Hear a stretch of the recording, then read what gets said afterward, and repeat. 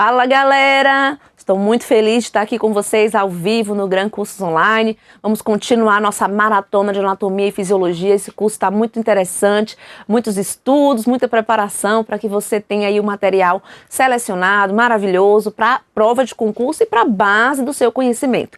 Quando eu falo anatomia e fisiologia, você não pode, gente, menosprezar esse assunto, não. Ele cai muito em prova, professora? Mais ou menos. Tem prova que sim, tem prova que não. Mas você não pode esquecer que anatomia e fisiologia é a base para o entendimento clínico do nosso atendimento, para entender as doenças, como que acontece, para entender os medicamentos, né, a forma de atuação ali farmacológica. Tudo isso, anatomia e fisiologia vai ajudar o nosso entendimento, tá? Dando seguimento, então, à anatomia e fisiologia do sistema digestivo, nós estamos falando da glândula acessória, o pâncreas, né? No final do bloco passado nós estávamos falando em relação a esse importante órgão do nosso corpo que tem a função aqui dupla, né? A função endócrina, e quando eu falo de endócrina é a capacidade de depositar alguma substância dentro da corrente sanguínea, né? E é o caso do pâncreas quando ele coloca lá a insulina, por exemplo, e o glucagon. E a função dele é exócrina, né? Quando ele libera uma substância que não é na corrente sanguínea. E nesse caso, ele vai depositar no ducto pancreático, né? Que vai percorrer todo o pâncreas e vai lá encontrar no colédoco, né? O intestino delgado, tá certo? Então a gente vai ter ali no intestino delgado, o colédoco vindo ali do fígado, né, em relação à vesícula biliar, para levar bile para o intestino delgado, e muito do ladinho ali do colédoco nós vamos ter o ducto pancreático, levando a secreção pancreática, né, que vai causar aí, né, uma neutralização do nosso bolo alimentar que vem ácido do estômago por conta do ácido clorídrico produzido pela gastrina. Né, o hormônio gastrina vai estimular o nosso estômago a produzir ali o ácido clorídrico, né? E se o bolo alimentar, o quimo, está bem ácido, quando vem para o intestino, recebe esse suco pancreático rico em bicarbonato e enzimas digestivas, tá certo? Nós vamos ter a lipase para quebrar a gordura, nós vamos ter aqui a nuclease para quebrar ácidos nucleicos, né? DNA, RNA. Enfim, nós vamos ter uma série de enzimas aí que vai ajudar no processo digestivo, tá? Amilase pancreática, tripsina, enfim, muita coisa interessante para a gente ver aí em relação à digestão química, tá certo? Dentro desse processo a gente vai um pouquinho mais adiante. Agora a gente está falando órgão a órgão em relação aqui à parte estrutural anatômica, ok? Então vamos voltar aqui na continuação da nossa aula onde a gente estava, e é a questão de número 13, o segmento, né? Aqui da nossa aula, uma prova do CESP e EBSER 2018, aquela prova da EBSER nacional. Julgue o item a seguir a respeito das relações anatômicas. Quando eu falo em relações anatômicas, gente, uma coisa interessante para a gente poder pensar na questão de se é mais na frente, se é mais atrás em relação à região abdominal, a gente tem que lembrar que a maioria dos órgãos abdominais, eles estão presos na região posterior, tá certo? O único órgão da região abdominal que é preso na parede anterior é o fígado, tá certo? O fígado, ele tá bem anteriorizado aqui na região do hipocôndrio direito, né? Quando a gente divide o abdômen em 9 partes, ou também chamado de quadrante superior direito, quando a gente divide o abdômen apenas em 4 partes, tá certo? Então, o fígado, os ligamentos do fígado prende ele na barriga, no abdômen, na parte anterior, tá certo? Os outros órgãos todos vão estar presos na parede posterior do abdômen, tá? Em relação aqui aos ligamentos, em relação aqui, no caso do intestino, né, delgado, o mesentélio, o megacolo, em relação aqui o intestino grosso, né, que é segurado ali na parte posterior, enfim, é muito importante a gente ter essa noção também em relação à localização, porque é isso que vai estar nessa questão especificamente. O pâncreas localiza-se em posição ventral relativamente ao estômago. Quando eu falo ventral, eu estou falando mais à frente do estômago. E tá errado, né, gente? Porque o pâncreas, ele está posterior, né, dorsal, e não ventral em relação ao estômago. Por isso a nossa questão está errada. 14. Com relação à anatomia humana, julgue o próximo item, mesma prova, tá? O fundo estomacal localiza-se mais próximo ao duodeno do que o antro. Gente, e aí? Quando eu falo em fundo do intestino, eu tô falando aqui, ó, mais perto do esôfago. Eu tenho um esôfago aqui e aí eu tenho o fundo do estômago aqui. O antro, ele vai estar mais próximo do duodeno, tá certo? Onde a gente vai ter ali, antes do antro e o duodeno, a nossa válvula ali, né, o piloro, tá? Então é muito importante pensar nisso, né, em relação a essa localização. Então, ele tá dizendo que o fundo do estômago tá mais perto do duodeno do que o antro. Errou, porque o antro é que tá perto, tá certo?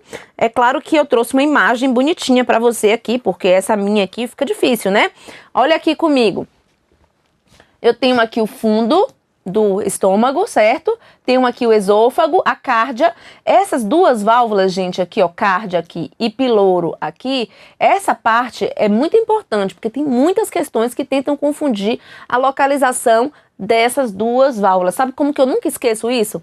Quando a gente passa uma sonda, né, interal no paciente, aí a gente fala assim, vai passar uma sonda nasogástrica, nasentérica, né, pós-pilórica, né, a gente sempre usa esse termo, ou seja, vai para o intestino, vai ficar no estômago, então piloro, pilórica, então eu penso que é o final ali, depois do estômago e o intestino, então depois entre o estômago e o intestino, então a gente não esquece desse detalhe, tá? O piloro tá aqui, que é essa válvulazinha que impede o refluxo, né, do alimento ali do intestino para voltar para o estômago, tá? E a cárdia é aqui uma válvulazinha que impede que o alimento saia do estômago e volte para o esôfago, tá? Quando a pessoa tem um refluxo, tem algum problema na cárdia aqui que permite esse retorno dessa secreção e por conta disso a acidez do alimento gástrico causa lesões no esôfago. Então quando você faz endoscopia, você vê o esôfago ali lesionado, vê o esôfago ali tortuoso, né, irritado, porque a secreção ácida ela vai gerar aqui pra gente essa lesão, tá certo? Ok. Quando eu falo aqui do estômago, aproveitando aqui a nossa questão, eu tenho que ver que o antro tá mais perto do duodeno do que o fundo, que é onde ele estava dizendo que estava mais perto, tá? Aqui tem a curvatura menor, aqui a curvatura maior, ok? Lembrando que o duodeno é a menor porção do intestino delgado, tá certo? A gente vai ver isso quando for estudar lá o intestino delgado, ele é o menorzinho, né, duodeno, jejum e ilho. O jejum e o ilho são as partes maiores desse nosso intestino, ok? Vamos para o fígado. Gente, o fígado me deu tanto trabalho esses dias para poder conseguir entender com detalhes, para explicar, porque para entender é ok, tranquilo, mas para explicar aí a gente precisa de um entendimento ainda maior, né, para poder aqui saber uma forma de explicar isso para vocês, tá? Repare só comigo. Quando eu falo de fígado, eu estou falando de uma estrutura, né, da maior glândula do corpo. Ele não é o maior órgão é a pele. Ele é o segundo maior órgão, muito volumoso, né? Esse órgão aqui, gente, o fígado, ele participa do sistema digestório, ele ajuda muito o sistema imunológico, porque nós vamos ter os macrófagos na região do fígado, ele recebe o nome de células de Kupffer e ele vai ajudar a destruir micro-organismos, ele vai ajudar aí na eliminação de toxinas. O fígado, ele ajuda em relação aqui, nessas células de Kupffer, a depurar um pouco o sangue nesse sentido de toxina. O fígado, ele vai ter células especializadas em transformação de substâncias, tanto endógenas do nosso corpo, né, como também de drogas, medicamentos, drogas mesmo no sentido de cocaína, heroína, enfim. O próprio álcool, né? Enfim, diversas substâncias vão ser metabolizadas aqui no fígado, tá certo? Olha a importância do fígado, gente. Eu vou ter aqui o ciclo da ureia, tá? Onde a gente vai transformar a amônia. A amônia, ela perde o nitrogênio e na quebra ali dos aminoácidos se transforma em amônia, né? A quebra da proteína gera amônia, que é uma substância extremamente tóxica, pode gerar inclusive encefalite, né? Em relação aqui à irritação do tecido, né? Encefalopatia hepática vem justamente do acúmulo de substância quando o fígado não está funcionando e aí se deposita no cérebro causando encefalopatia, né? Problema sério aí. Então, o nosso fígado, ele transforma essa amônia em ureia. Tá? Olha a importância desse fígado. E aí essa ureia, ela vai ser aqui eliminada por meio da urina, lá no rim, ok? Olha quanta coisa. O fígado, além de ajudar no sistema imunológico, ele também ajuda aqui na renovação das células sanguíneas, tá certo? Quando a criança é pequenininha, né, o fígado participa também da ajuda em relação à hematopoiese, tá? Depois a hematopoiese vai ser só na medula vermelha, mas o fígado tem essa parte inicialzinha aí. Mas depois ele ajuda na limpeza, na renovação das hemácias. Ele também ajuda na quebra dessas hemácias, assim como o baço também tem essa função, tá? Hemocaterese, que é quebrar, fazer uma lise nas hemácias velhas, né? Para poder tá renovando as células sanguíneas aí pra gente, tá? O fígado também, ele armazena substâncias. Nós vamos ter uma célula chamada célula de Ito, tá? Uma célula que tem uma importância bem relevante na fisiopatologia da cirrose, que é quando vai ter ali, né, a fibrose hepática, as células do fígado elas vão ficar endurecidas, né? Então essa célula de Ito, o papel dela fisiológico é armazenar substâncias, dentre elas aqui vitaminas e lipídios, tá? Ok, essa célula de Ito, quando ela está alterada, né, na fisiopatologia da cirrose, ela começa a produzir colágeno, tá? Para que fique mais resistente em relação à força ali do sangue que está passando com dificuldade dentro da circulação hepática. E o que é que vai acontecer com isso? Fibrose, o tecido fica mais duro, né, em relação ao fígado e não tem a facilidade, né, em relação ali às trocas metabólicas necessárias para o metabolismo hepático, tá? Então a gente já falou das células de Ito, já falou das células de Kupffer, que tem relação ao sistema imunológico, né, do fígado. O fígado, no processo digestório, uma das coisas mais importantes aqui é a produção da bile. A gente vai ver com detalhes como que essa bile é produzida pelo fígado. Não confunde a produção com a armazenagem dessa bile, tá certo? Porque essa bile vai ser armazenada na vesícula biliar, mas a produção dela vai ser dentro dos lóbulos, tá certo? Do sistema hepático, tá? Outra coisa, falar em lóbulo, é importante a gente diferenciar lobo de lóbulo, de ácino. Todas essas estruturas hepáticas nós vamos conhecer em detalhes, tá certo? Para poder entender o funcionamento desse órgão de extrema relevância, né?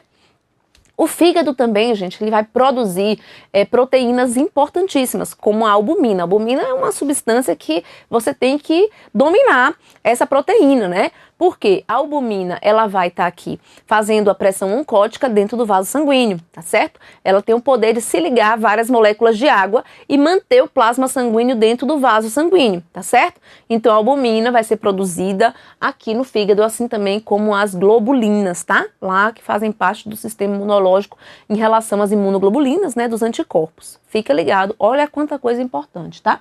Ele armazena ferro, ele armazena vitamina, tá? Ele ajuda na produção da vitamina K, ele ajuda, na vitamina K tem outros locais também, tá? Nos fatores de coagulação, olha quanta coisa. Os fatores de coagulação, né, vários deles, né, tanto o fibrinogênio, quanto a protrombina, quanto o fator 13, o fator 11, vários fatores de coagulação, tá? O 8 tem a ver, gente, com hemofilia, tá? Quando o paciente não consegue produzir o fator 8, ele vai ter hemofilia tipo A, tá certo? Que é a mais comum. E aí tem outros tipos de hemofilia que tem a ver com o 11 e o 13. Então o A é mais comum, que é o 8. Então tem problemas aqui que vai gerar, né, problemas aí genéticos em relação a não conseguir produzir esses fatores de coagulação. Professora, mas para que servem esses fatores de coagulação? Eles vão participar da cascata de coagulação para formar, né, a fibrina, lá no finalzinho da cascata, sendo transformado o fibrinogênio em fibrina para que o tampão para parar o sangramento de um vaso lesionado ocorra ali, tá? O fígado, ele tem a capacidade de produzir essas células coagulantes também, anticoagulantes e também coagulantes, né? As duas situações aqui vão estar envolvendo o fígado. Então, quando há lesão no fígado, a gente pode ter as duas situações de problemas relacionados à coagulação sanguínea. Tanto a falta da coagulação e sangramento exagerado, que é o mais comum, mas ele também pode aumentar a quantidade de substâncias aqui que vão estar envolvendo com a formação do trombo. E aí também podem facilitar a trombose, tá certo? Então são duas situações extremas de um lado e outro, né? Ou o sangramento ou a trombose são coisas ruins. Tudo é o equilíbrio da nossa vida, não é isso? Então, olha, armazenamento de substâncias, a gente vai ter uma aula só sobre fígado ainda hoje, onde a gente vai detalhar com mais detalhes, essas funções aqui hepáticas, tá certo? Inclusive a histologia e todo o funcionamento. Quando eu olho essa imagem aqui, eu tô vendo a parte posterior do fígado, a parte de trás, como se eu olhasse daqui para cá, tá? Daqui para cá, na região do hipocôndrio direito, tá certo? Então, observe que o lobo direito é esse aqui. E o esquerdo é aqui, tá? Então, quando eu falo de lobo, eu tô falando dessa estrutura grande aqui e dessa estrutura grande aqui. Lobo esquerdo, lobo direito, tá certo? Eu tenho mais dois lobos aqui, que é visto na parte posterior, que é o lobo quadrado. Olha como ele é um quadrado aqui, ok? E é o lobo, esse aqui também, ó. Ele tá chamando de posterior, mas ele tem um nome específico, caudado. Lobo caudado. Esse é o caudado, esse é o esquerdo, esse é o direito, esse é o quadrado, tá? Entre o direito e o esquerdo, né, e esses dois lobos pequenininhos aqui, eu tenho um ligamento falciforme. Esse ligamento falciforme aqui separa esses dois lobos do fígado, tá certo? Tenho também aqui, em cima do fígado, que não tá nessa imagem, uma substância adiposa, tá? Importante também para o impacto, não tem impacto no fígado em relação aos movimentos, né? Que é o aumento, tá? O aumento é um órgão do sistema aí adiposo, né? Em relação aí a ter o maior e o menor. Esse menor que vem aqui pegando a parte do fígado vai estar ajudando nessa situação e também na produção de algumas substâncias, ok? E aqui por trás a gente tem a vesícula biliar, que é um órgão também do sistema digestório, porque ele armazena a nossa querida e amada bile. Professora, mas ela é querida? Gente, a bile ela vai ajudar a gente a digerir o que a gente mais gosta de comer, as gorduras, né? Eu não, professora, eu gosto mais de proteína, você, mas eu gosto mais de gordura, gente, uma feijoadinha daquela, né? Não tem pra ninguém. E aí a gente vai ver que dentro desses lobos aqui, o fígado é dividido em lóbulos. Cada lóbulo, né, ele vai ter ali uma estrutura, né, de um hexágono. E ali a gente vai mergulhar nesse hexágono para entender como que ocorre a metabolização de substâncias, o armazenamento de substâncias, né, a produção de vitaminas, a produção da bile. Dentro desse lóbulo é que a gente vai entender esse processo, tá? Não confunde o lóbulo com o lobo, ok? Então é mais volumosa, produz bile, armazena ferro, vitaminas, realiza glicogênese, glicogenólise e gliconeogênese. Professora, e aí, o que é isso aí, gente? Glicogênese é a formação de glicogênio. Eu tô lá com a dieta muito rica em glicose, a minha, né? E aí essa glicose em excesso no sangue, ela precisa ser armazenada, porque vai que uma hora eu fico sem comer, né? Aí eu vou precisar quebrar esse glicogênio, né, para transformar em glicose rapidamente para o meu músculo usar, para o meu cérebro usar. Então essa glicogênese, gênese vem de formação. Então eu pego junto a glicose e junto elas para formar o glicogênio, tá? Glicogenólise, lise de quebra. Lembra quando eu falo de hemólise que quebra a hemácia? Lise aqui de quebra. Então eu vou quebrar o glicogênio para formar glicose, né? Só que aí a pessoa tá de dieta muitos dias, né? Tá de jejum intermitente, não quer comer e não tem aí glicose no corpo, né? Tá com a hipoglicemia e não tem glicose, já gastou o glicogênio que tinha. E aí, cadê a glicose? De onde vem a glicose? Ai, meu Deus, eu preciso de glicose, porque sem glicose a gente não vive, é ela que produz energia no nosso corpo. Aí o fígado vem com essa gliconeogênese. E aí, o que acontece? A gente vai estar usando a glicose proveniente de lipídios e proteínas, tá certo? Então, quando eu não tenho açúcar de jeito nenhum no meu corpo, né? Por origem aí de glicose solta e de glicogênio, a gente usa a glicose proveniente do lipídio e da proteína, porque quando quebra essas substâncias, a gente vai gerar ali também glicose, tá certo? E aí, gliconeogênese, neo de novo, né? Tá usando uma glicose proveniente de uma coisa que não é assim o esperado de ser utilizado, tá?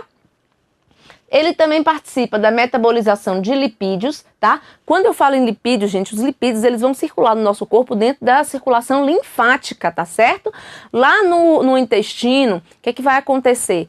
quando está ali absorvendo as substâncias, né, a linfa é muito rica na região intestinal e a parte dos lipídios vão ser conduzidas pelo sistema linfático, tá certo? E lá no fígado, também rico em linfas, né, em estrutura linfática, vai metabolizar esses lipídios e armazenar o excesso aqui dentro dessas células de Ito, tá? Ou célula estrelada. Síntese de diversas proteínas plasmáticas. Quais são as proteínas plasmáticas que a gente já falou aqui? Albumina, globulina. Desintoxicação do organismo, então ele transforma o álcool numa substância não tóxica, ele transforma a amônia em ureia, né? A bilirrubina também, a gente vai, quando falar na aula específica de fígado, falar desse ciclo da ureia, a gente vai falar desse ciclo da bilirrubina também, tá? A bilirrubina é extremamente importante para entender a icterícia neonatal, né, em relação ali à hemólise exagerada no bebê, a quebra das hemácias, e aí o bebê fica amarelinho, né? Então a gente vai entender o porquê que a bilirrubina em excesso vai para a pele fica amarela, né? Ou pode se depositar no sistema nervoso, gerando aí lesão cerebral, né? Quando essa bilirrubina está em excesso. Então o fígado ele também participa da eliminação dessa bilirrubina, né? Da amônia transformando em ureia. Hemocaterese.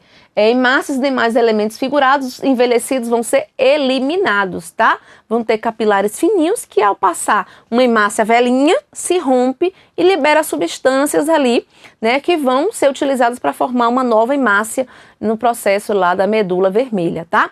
Essa nova hemácia, gente, ela vai usar esse ferro que liberou, né? E a parte da bilirrubina vem daí. Vem de uma estrutura chamada biliverdina, que é quando quebra a estrutura M da nossa hemácia, tá? Lá dentro da hemácia tem hemoglobina. A hemoglobina é formada por essa substância M. Quando quebra esse M, libera essa bilirrubina. E é essa bilirrubina, né, que é tóxica ao nosso corpo, que precisa ser eliminada lá no ciclo da bilirrubina, que a gente vai ver com detalhes. É importante entender isso, tá? Vamos produzir questão de número 15. CESP. A respeito da localização e do funcionamento das estruturas internas do corpo humano, julgue os itens. O fígado, cuja função é a síntese de lipase, localiza-se à esquerda, com uma pequena parte ocupando o lado direito do abdômen, imediatamente abaixo do diafragma. Aqui eu tenho 2 erros. Será que você conseguiu identificar aí, galera? 2 erros, ó. Primeiro, o fígado não produz lipase. Lipase é a enzima que quebra a gordura, né? Então, quem é que produz a lipase, professora? É o pâncreas, lá o suco pancreático, que é rico em lipase, que vai ser depositado lá no intestino delgado. Lembra lá comigo? Ok. Esse é o erro tranquilo. E o outro? O outro é localização. O fígado se localiza à direita, a maior parte no hipocôndrio direito, tá certo? Ok, se você tem dificuldade igual a mim de direita e esquerda, pensa que mão você escreve, se você, claro, não é canhoto, e aí você vai ver que o lado que você escreve é o lado que o fígado vai estar, né, galera? Então aqui também tá errado a questão da localização do fígado, erradinho, né? Olha aqui os conceitos daquilo que a gente vai estar falando em relação a gênese e lise, né? Formação e quebra, tá? Então, quando eu falo de glicogênese, gênese de formação, né? E lise de quebra. Glicogênese, a glicose, ela vai se unir para formar o glicogênio, que é dessa forma que ela vai ser armazenada no fígado para ser utilizada, né, quando eu precisar dela, que é o caso da glicogenólise, que é quebra, lise é quebra, então quebra do glicogênio para liberar aqui glicose quando necessário para manter a taxa glicêmica do organismo constante. Quando eu tenho muito açúcar, né, e tudo bem, tá tudo certo, eu tô usando a glicose, né? Mas quando eu não tenho a glicose, gente, o que é que eu vou ter que fazer? Eu vou formar a glicose, gênese aqui no sentido é de formar a glicose, tá? De formar a glicose por meio de um novo processo, de novo processo. Esse novo processo vai ser aqui por meio da quebra de substâncias que originalmente não deveriam gerar energia direta, né? O carboidrato, que é a substância para gerar glicose, que é o nosso glicogênio, carboidrato, tá? Mas, na falta dele, tá certo? A gente vai começar a formar gênese glicose de um processo novo, que é a quebra de lipídio e de proteína. Só que isso, claro, tem repercussões, tá certo? Então, quando eu quebro o lipídio para formar aqui a glicose, eu libero algumas substâncias, né? Por isso que o paciente que tem diabetes não consegue metabolizar a glicose, porque não tem insulina para colocar a glicose para dentro da célula. O corpo tá lá. Então, nem aí, eu quero minha glicose, eu preciso formar energia. E a célula tá pedindo glicose, a célula tá pedindo glicose, e nada dessa glicose rolar aí. E aí o corpo entende assim, tem que botar mais glicose aí nesse sangue, né? Porque não tá conseguindo entrar na célula, mas ele não tá entendendo que tá faltando é a insulina, a glicose já tá alta no sangue. Aí começa a formar a glicose por meio de lipídios, né? E começa a formar corpos cetônicos, porque quando eu quebro o lipídio para formar glicose, eu libero corpos cetônicos.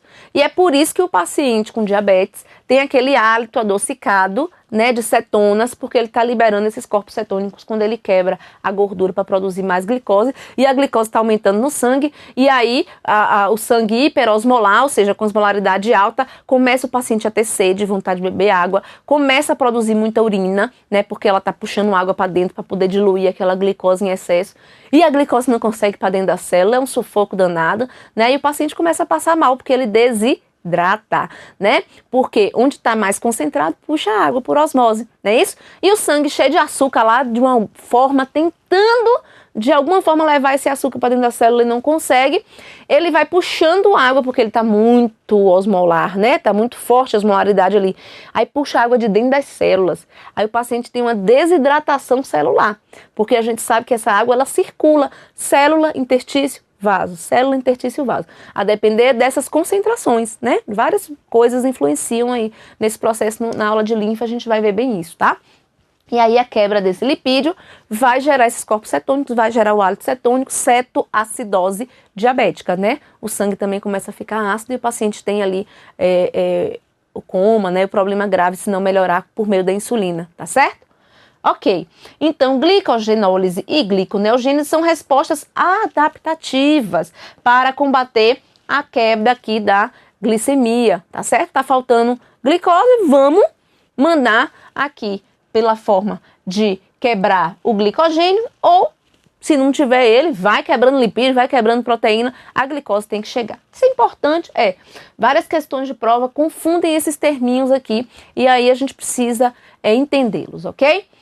Já que a gente está falando de fígado, vamos lembrar aqui a vesícula biliar, tá? A vesícula biliar tá aqui, ela fica ali próxima ao fígado, tá? E vai receber a bile do nosso fígado, tá certo? O nosso fígado, gente, eu tenho aqui, quando eu falo de circulação hepática, né? Pensa isso aqui de forma...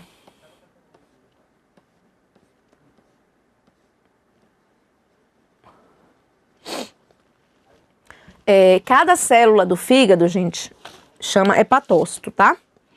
E vários hepatócitos juntos, isso aqui é o hepatócito, tá? Vários hepatócitos juntos vão formar esse lóbulo, tá certo? Esse lóbulo, que é uma estrutura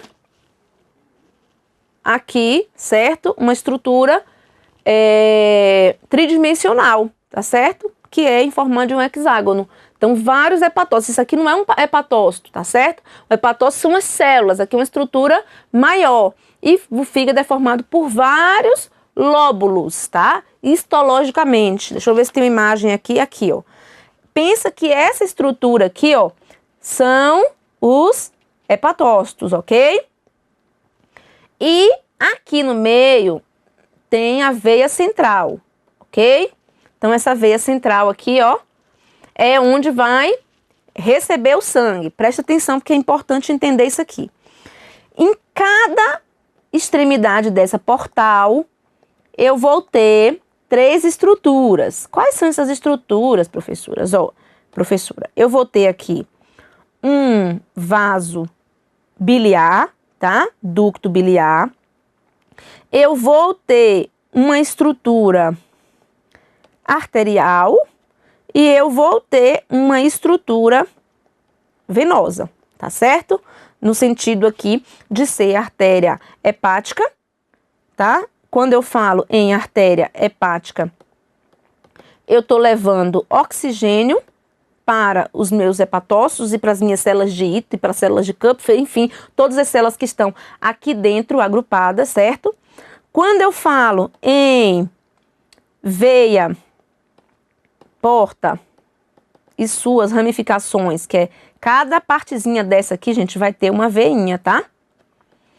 Porta. Eu tô falando em levar nutrientes. Então, tanto a veia porta leva sangue para dentro do lóbulo, quanto a artéria hepática está levando sangue para dentro do lóbulo hepático, ok? Ok. E aí, gente, repare que essa estrutura da veia porta vai se ramificar no que a gente chama de sinusoides. São vários capilares, vários vasos sanguíneos aqui, que vão se comunicar com essa veia do meio, que é chamada de veia centrolobular ou veia central, tá? Que é uma veia no meio, certo? O que vai acontecer? Esse sangue entra, 80% dele dentro do fígado, por meio das veias portas, tá? E 20% do sangue que entra no fígado, mais ou menos, né? Essa proporção aqui, vem pela artéria hepática, tá? E esse sistema porta venoso, o que vai acontecer? Ele vem cheio de nutrientes, então a parte que vai irrigar o fígado em nutrientes vem da veia porta. É a única parte da nossa circulação em que um órgão recebe sangue da veia, né, gente? Porque o que acontece? Sai do coração a artéria. Essa artéria, ela vai para todos os órgãos, né? A artéria aorta, ela vai dar origem a uma série de outras artérias, artéria renal, né? A artéria que vai para o pulmão, a artéria que vai aí para os membros inferiores, enfim, diversas artérias, elas vão estar irrigando o nosso corpo. E aí, depois que usou oxigênio, tá, a glicose, volta esse sangue do órgão para o coração por meio de veias, né? Isso a gente já sabe. No fígado, especialmente, eu tenho uma circulação diferente, porque o fígado é o general que está ali vendo o que é que realmente vai voltar para a circulação sistêmica. Então, o sangue que sai da artéria mesentélica superior e esplênica vem do baço, mesentérica vem do fígado. Então, o que é que eles vão fazer esse sangue? Eles vão para o fígado antes de ir para o coração. Quando chega no fígado, por meio da veia porta, lá esse sangue vai ser distribuído para várias veias portas internas, que são essas estruturas que estão aqui, né, no espaço da tríade de 3, né? Um ducto biliar,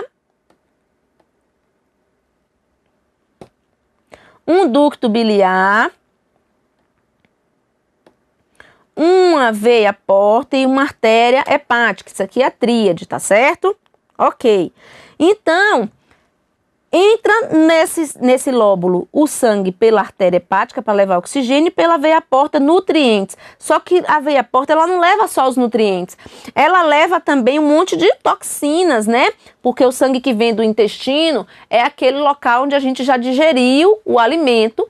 E aí esses nutrientes, toxinas, medicamentos que a gente ingeriu pela via oral, né? Tudo vai para o fígado antes, porque lá ele vai dizer o que volta para a circulação ou não.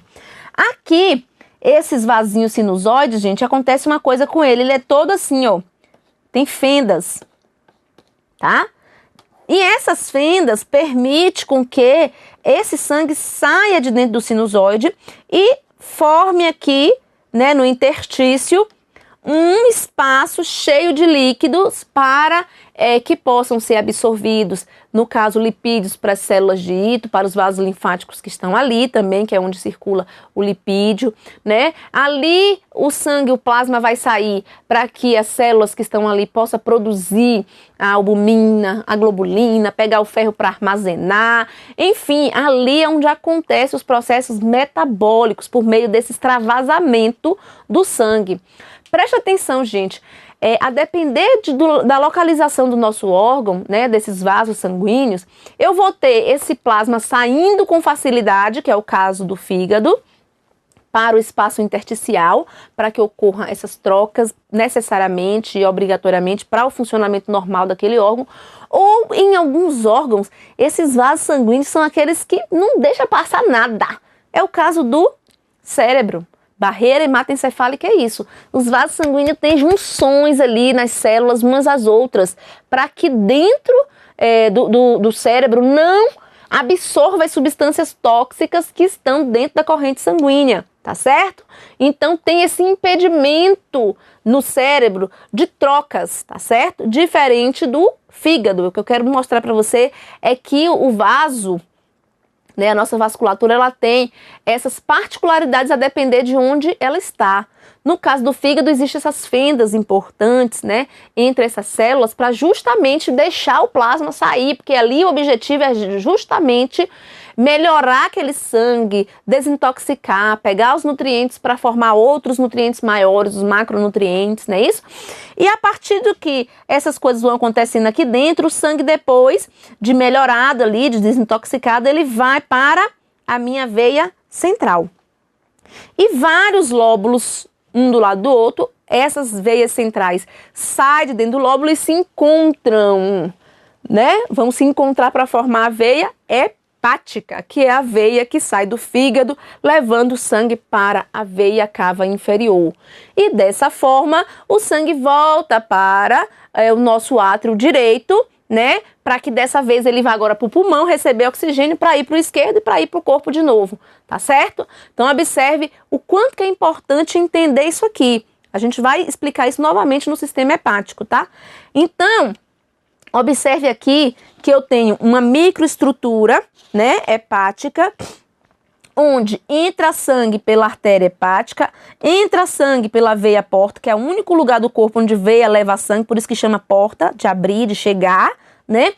E aqui é onde sai as substâncias que não vão ser utilizadas, né, no sentido de que são tóxicas e tudo, e também a bilirrubina. A bilirrubina também vai sair por esses canalículos. Então, enquanto a artéria hepática e a veia porta entra sangue, o ducto biliar, aqui é um ducto biliar, vai sair substâncias aqui para levar para a nossa vesícula, tá? E aqui, aqueles ductos todos que vão vir de cada lóbulo, porque isso aqui é uma estrutura que são várias iguais, tá? Eles vão chegar aqui, ó, ducto hepático, que coletou todos os ductos de cada lóbulo do lado direito, vai vir para cá. Ducto hepático esquerdo vem para cá. Eles se juntam num ducto hepático comum, tá? Essa substância aqui, a bile, vai passar por aqui. E eles vão para o ducto cístico. Esse ducto cístico aqui é o que vai levar para armazenar a bile na vesícula, tá certo? A vesícula, ela só serve para armazenar essa bile aí, tá?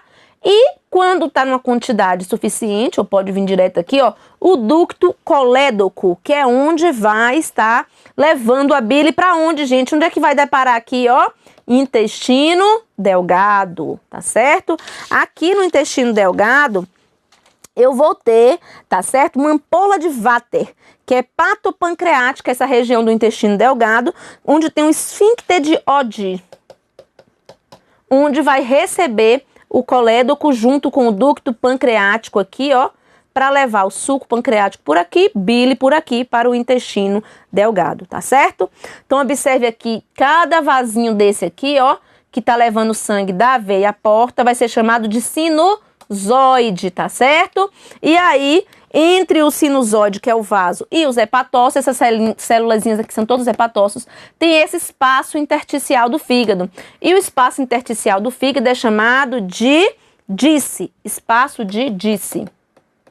Ok? Quanta coisa importante, né, gente, na questão aqui do nosso sistema hepático, tá certo? Mas ainda não acabou não, eu já terminei o meu tempo aqui desse bloco e a gente vai seguindo para o bloco seguinte, tá certo? Para que a gente possa continuar ainda um pouquinho falando do fígado, fazendo questões, e ainda tem intestino delgado, intestino grosso, tem muita coisa aí do sistema digestório para a gente processar, tá certo? Vamos comigo, próximo bloco eu tô esperando você.